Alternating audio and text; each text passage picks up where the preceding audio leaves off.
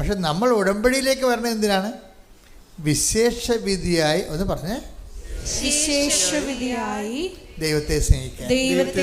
അതെന്താ അങ്ങനെ പറയണമെന്ന് ചോദിച്ചു കഴിഞ്ഞാൽ, എന്താ വെച്ചാൽ ഇങ്ങനെ പറയണമെന്ന് ചോദിച്ചു കഴിഞ്ഞാൽ, ദൈവം അത് ആഗ്രഹിക്കുന്നുണ്ട്. അതാണ് എൻ്റെ ഉത്തരം. എന്താണ് വിശേഷവിധിയായി എന്ന് പ്രത്യേകം പറയാൻ കാര്യം എന്താണെന്ന് ചോദിച്ചാൽ, ദൈവത്തിൻ്റെ മൈൻഡ് സെറ്റ് അങ്ങനെയാണ്. എന്താണ് വിശേഷവിധിയായി? 5:46 എടുത്ത് ശ്രുതികട ഹല്ലേലൂയ. Hallelujah hallelujah hallelujah. യേശുവേ നന്ദി. Hallelujah hallelujah hallelujah. യേശുവേ ആരാധന ആരാധന. യേശുവേ മഹത്വം മഹത്വം. മത്തായി 5:46 നിങ്ങളെ സ്നേഹിക്കുന്നവരെ നിങ്ങൾ സ്നേഹിച്ചാൽ, അത് പറഞ്ഞേ, നിങ്ങളെ സ്നേഹിക്കുന്നവരെ നിങ്ങൾ സ്നേഹിച്ചാൽ നിങ്ങൾക്ക് എന്ത് പ്രതിഫലമാണ് ലഭിക്കുക? എന്ത് പ്രതിഫലമാണ് ലഭിക്കുക? ചുങ്കക്കാർ പോലും അത് തന്നെ ചെയ്യുന്നില്ലേ? ചുങ്കക്കാർ പോലും അങ്ങനെ ചെയ്യുന്നില്ലേ? സഹോദരങ്ങളെ മാത്രമേ